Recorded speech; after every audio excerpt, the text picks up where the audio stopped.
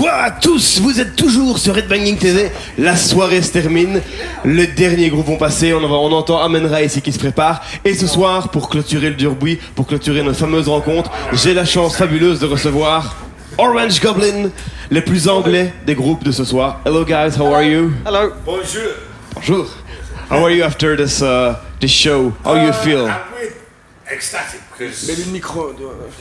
we're ecstatic. The response to the show was really good, and we weren't sure of how it was going to go down. First time at Durbuy.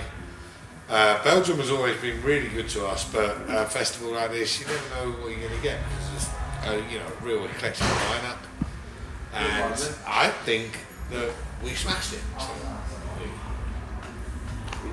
I think you smashed it. You smashed it. Yes, it was very cool to be in the crowd to see you, and so I'm really happy that you have a good show. And I have a question for you. How do you feel when you're at something like 20 minutes, 1 hour before a show? How do you prepare yourself when you have to do a show and Hungry. angry? tired and hungry, but the adrenaline starts to kick in, so you get that buzz. It's like, despite the fact that we was up at 4 a.m. this morning, travelling from London to come and do a show, you appreciate the fact that there's people here that have come to see you specifically, and you want to go out there and give them the best shot. And I think we did that. I don't get stage fright anymore. I did when we started. I don't get stage fright anymore. I don't care. I worry about my equipment breaking, but that's because it usually does, and so that's. I don't get nervous about us performing because we. The reason that we're here is because promoters have that confidence to book us in the first place, and they know there's something about it. The reason we're here is promoters haven't heard us. It helped. And okay, so I was on the crowd, headbanging and having good time, and I heard that maybe you're gonna have a new album, and not in a long time. So can you tell us about this new albums, the story maybe, or things about this creation, about maybe the title of the album? It was a typical Orange Goblin album creation that we never set ourselves like a target to do the album and tour cycle like the majority of bands do. We write in our own time, and we don't like to be forced and pressured into anything. We always are. But we put ourselves under that pressure. We start. When I say it's about time we delivered another album, and it was the same with this one. That we were saying, okay, we have to write an album by sort of December, so we can start recording in January.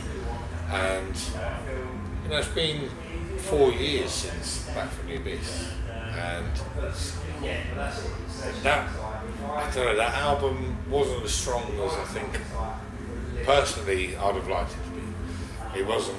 I felt that we were pressured into that one because we was doing the whole sort of doing the band as a living and trying to fit into that cycle.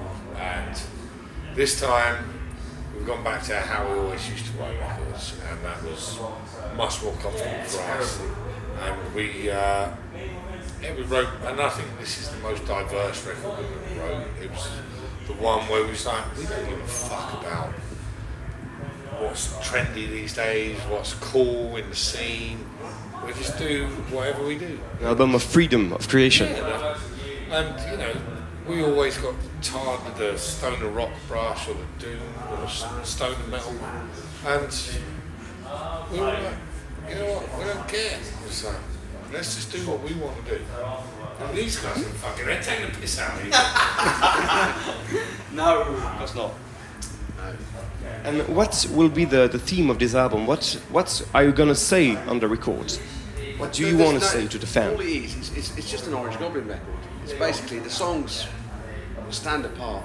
So there's a lot of different stuff going on. So much different stuff. We are influenced by so many things. Yeah. So there's a lot of different. I think this record stands out more than the others. I think there's a lot more feeling in this record actually. Well, yeah, that's there's a lot more melody, a lot more harmony. There's also some pretty banging heavy stuff on there, but there's also, I think maybe the older we get, the more maybe thinking about putting melodies together. Captain Beyond and sort of Can and Atomic Rooster and them sort of influences. And Discharge. Obviously, the same kind of Motorhead and Sabbath influences that we've always had. We've never been afraid to put something on a record if we think it's good. And it doesn't matter what it sounds like. Well, I mean, It's always frustrated me that we were always considered like a stoner rock band that didn't sort of venture out of that particular scene. But if you listen to the first album, like Frequencies from Planet 10, song Magic Carpet is a Motorhead song. It's like exactly. up tempo, and we've always had that sort of.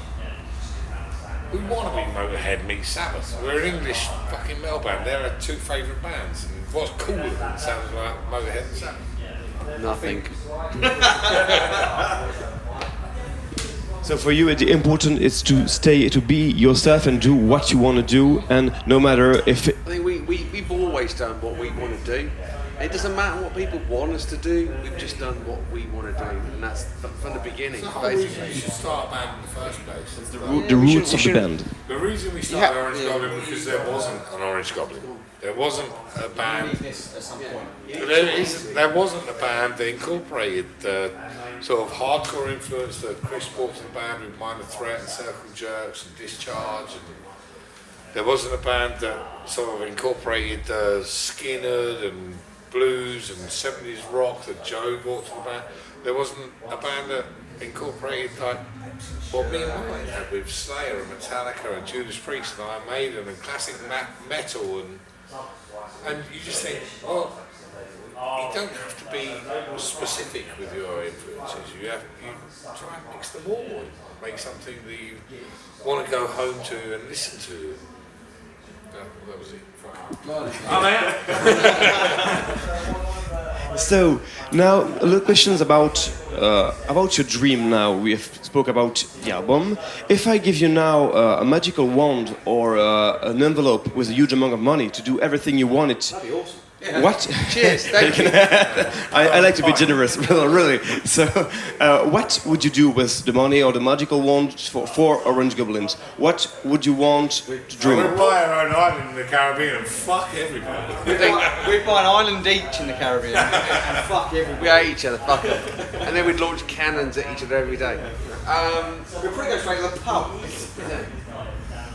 There'd be some drinks. I mean, it's never been about money and the financial gain, the fame. It helps us do it. I mean, without it, we can't do it without it because we can't afford to. We can't live without it. Everything we earn, we put back into the band. Oh, That's why. say something funny. What? Say something funny. Oh, you missed it. Fuck off. Hello, nice to meet you. Let's make some place. You missed it. Ask this guy, he knows all the answers. Joe. Yes. So the question was, the question if I was- give. I'm seeing it on the camera now. Ignore you again.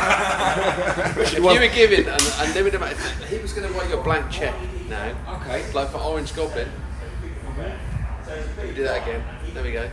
What would you spend it on? A blank check. Realistically. Well, there's nothing in it. I wouldn't spend it on anything. You fit it in. I'd buy a pony. I'd call him Clive, and I'd cover him in lights. There we go. Diamonds and lights. So, Orange Goblin's ideal situation is to have a pony called Clive covered in lights. You can never find a pony in the dark. So you've got lights. True. I'd rather have an endless supply of cocaine on hookers. But we won't say that on camera. I just did. What I propose and what I ask you now, I'm gonna give you the two microphones, and now I think we already started, but You'll now start, we're gonna do it and give you one 3 minutes to send a message to the person in front of the screen to speak about the album, and let you free during 1 minute, because now we heard about your dream about cocaine and pony, but I think you can you can have come a long a way. minute really now. Forget me, forget everybody, and just take a minute for yourself. Here is the number 2 microphone, and Talk about the new album. So Joe, we've got a new album coming out. What can you say about it? lighter, Joe. I don't smoke then. John Rose got it. The new album is. Why is it different from the others? Why is it better? Well, we get this question asked all the time. It's not really any different to the others. It's experimental. No, it's a great album, and every time we do an album, we just try and put all our influences into an album. Extension of everything we've ever done. We don't try to do anything. We don't. Try to conform to it. We don't give a fucking shit about what's popular. You've sworn, you've mentioned drugs, this will never get shown. I don't give a fuck. I'm like Ricky right now. If I can't swear or smoke, then I'm fucked. It's all about poning with lights on and you're swearing and being... Well, it's, it's like... I can't remember what I said. The album's really great. It's a rock and roll album. It's fun. It's got lots of different styles in it. Which we always do. And I think it's a great rock album.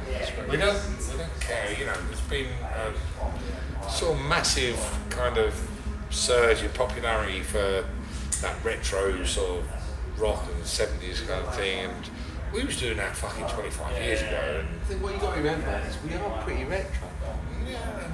We don't care about trying to fit in with that scene with the likes of bands that are finding popularity with that. I'm not naming anybody. I'm not saying names of them. No, go on, name them. But we never gave a shit about that. We just make the music that we want to make. Word, S word, F word, F word, S word. How much in the swear box is that? You owe us about £55,000. I just think it's, we haven't given a shit about trying to fit in with any No, fucking we scene. haven't. Have you been counting? And that's probably why we're being how we are. We're still the guys next door. We're still the band that people think you can go to a gig and you'll meet them at the bar and stand there and have a good time with them. We don't try and be fucking rock stars. You do try a little bit. I don't give a fuck. As long as someone can feel that. Sorry guys, we didn't mean to be rubbish to listen to. For me, it's perfect. It's totally the spirit of what we are doing on the radio. Try to be rock and roll and have a good time together. So it's perfect to discover and to hear about the new album. But now let's try to be clear and to say, not serious, no. Just to say precise information about your new albums. So what's the name of this album? To say, if we can say it. Bites back. Okay. When will it be available? June. Okay. So, any last word to say about this album? And it's great. We love it, and I really, I think it's the best thing we've ever done. I say that every time we do an album, but it's diverse. It's got That's the best album you're gonna it's hear got this year. real elements of everything in it. It's got punk, it's got doom, it's got 70s kind of retro feel to it. But it's a good fun rock and roll. a true rock album with a lot of things to listen inside of it. Okay, so really, guys, thank you to give us time and to take time after an exhausted show. I think you should be. It's a great show. It's a fun show. Great audience. It was really fun to be inside of the audience. Trust me. So really, guys, thank you. Having a good time, and really, I really. 1, 2, 3. Breathe. Try to turn my sentence. I'm really enjoy to be on June to listen to this album, and I really hope it will be as cool as you say. Fucking buy it. Yeah. So thank you, Red Goblin, and see you. Thank you. Merci à tous. Au revoir. Everyone got a like. John has got yours.